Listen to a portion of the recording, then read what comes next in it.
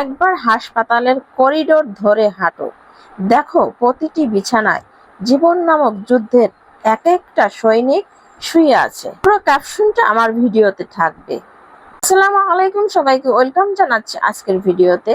আজকে আমি রান্না করব চিংড়ি মাছ দিয়ে কাঁচা কলা এবং সেই সাথে আর একটি মজার মাছ যেটা আমার খুব পছন্দ, পুঁটি মাছ ধনেপাতা আর টমেটো দিয়ে মাখা মাখা রান্না করব। সেই সাথে বিকেলের নাস্তাটা রয়েছে এবং অনলাইন থেকে একটা রান্নার অর্ডার করেছিলাম। চলুন আজকের গল্পের বাকি ক্যাপশনটি শেয়ার করা যাক। যদি কোনোদিন ভালোবাসার নামে ভেঙে পড়ো, মনে হয় পৃথিবীটাই ফাঁকা হয়ে গেছে, তাহলে একবার হাসপাতালের করিডোর ধরে হাঁটো, দেখো প্রতিটি বিছানায় জীবন নামক যুদ্ধের এক একটা সৈনিক শুয়ে আছে। অক্সিজেনের নলের সঙ্গে লড়ে যাচ্ছে মৃত্যুর সঙ্গে।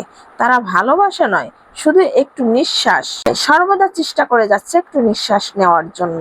যদি অভাবের কাছে নিজেকে ভাঙতে দেখো, আয়নার সামনে দাঁড়িয়ে দীর্ঘ শ্বাস ফেলো, তাহলে একবার গরম পিচ ঢালা রাস্তায় রাত কাটানো মানুষগুলোর পাশে দাঁড়াও। তাদের জীবনটা যেন ছেঁড়া কম্বলের মতো, তবুও তারা সেই ছেঁড়া দিয়েই নিজেকে ঢাকতে শেখে। তাদের ঘরে দেয়াল নেই, কিন্তু আশায় গড়া এক আকাশ আছে। যদি গায়ের রং নিয়ে হীনমন্যতায় ভোগো, আয়নায় মুখ লুকাও, তাহলে একবার তাকাও সেই মানুষগুলোর দিকে যাদের মুখ অ্যাসিডের আগুনে পুড়ে ছাই হয়ে গেছে, তবুও তারা মুখ ঢাকে না। আত্মবিশ্বাসের আলোর কাছে কোনো আগুন হেরে যায় না। যদি কখনো মনে হয় তুমি মেয়ে না হয়ে ছেলে হলে বা ছেলে না হয়ে মেয়ে হলে জীবনটা সহজ হতো, তাহলে দেখো তৃতীয় লিঙ্গের মানুষগুলোর দিকে। তারা সমাজের চোখে ভিন্ন পরিবার থেকে বিতাড়িত, তবুও তারা সমাজের আড়ালে নয়, মুখোমুখি দাঁড়িয়ে জীবনকে জয়ের গল্প শোনায়। সব নারীর মাঝে যদি কেবল ছলনা, লোভ, ধোঁকা দেখতে পাও, তাহলে নিজের মায়ের দিকে তাকাও। সেই নারী যে হয়তো নিজের নতুন শাড়িটা কিনে না, কিন্তু তোমার ফাটা জামাটাও নিজে সেলাই করে। যার জীবনের ছেলেবেলায় ছিল স্বপ্ন, কিন্তু সংসারের ঘানি টানতে গিয়ে সেগুলো গুদামে তুলে রেখেছে। আর যদি সব পুরুষকে কেবল লালসার চোখে দেখো, তবে একবার বাবার ক্লান্ত কাঁধে হাত রাখো। সেই কাঁধে ভর করেই তুমি হাঁটতে শিখেছিলে। সে হাত তোমার নিরাপদ আশ্রয়, যেখানে কোনো লোভ নেই, আছে কেবল নিঃস্বার্থ ভালোবাসা। আর যদি কখনো মনে হয় তুমি কারো চেয়ে বড়, তোমার সৌন্দর্য, জ্ঞান কিংবা অবস্থান নিয়ে অহংকার জন্ম নেয়, তাহলে চুপচাপ একদিন কবরস্থানে গিয়ে দাঁড়াও। দেখবে মাটির নিচে ঘুমিয়ে আছে এমন সব নাম, যারা একসময় ইতিহাস ছিল কিন্তু আজ নিঃশব্দ।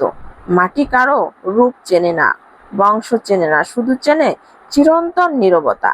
জীবনটা বুঝি তখনই সুন্দর হয় যখন আমরা অন্যের যন্ত্রণাকে একটু অনুভব করতে শিখি। নিজের কষ্টটা তখনই হালকা লাগে যখন দেখি আকাশের নিচে আরো অনেক হৃদয় আছে, যাদের রাতগুলো আরো অন্ধকার। আর আজকের গল্পের কথাগুলো যদি আপনাদের ভালো লেগে থাকে, তো আমার পেজের পাশে থেকে যেতে পারেন। সেম নামে আমার চ্যানেলও আছে, ইউটিউব চ্যানেলের পাশেও থেকে যেতে পারেন। সব মিলিয়ে ভিডিওটি আপনাদের কেমন লাগলো ছোট্ট একটা কমেন্ট করে যাবেন।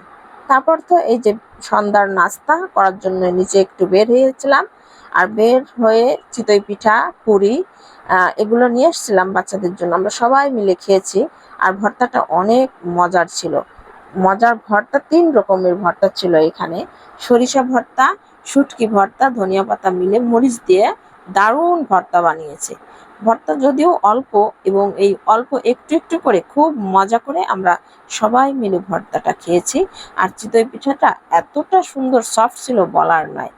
টেবিলের রান্নার অর্ডার করেছিলাম, আগে একটা অর্ডার করেছিলাম সিম্পল, আর একটু ভালো কোয়ালিটি দেখে অন্য একটা রান্নার অর্ডার করে দিলাম, কারণ একটা ময়লা হবে ধুয়ে আর একটা ব্যবহার করতে পারবো। এর জন্য আমি এই রান্নারটা নিয়েছি।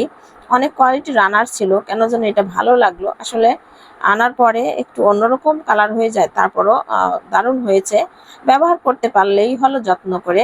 আমার ভিডিওটি ধৈর্য সহকারে সবসময় দেখে থাকেন, তাদেরকে অনেক ধন্যবাদ। আজ ভিডিওর মাঝখান থেকে বিদায় নিচ্ছি। ভালো থাকবেন সবাইকে। আল্লাহ হাফেজ। আসসালামু আলাইকুম।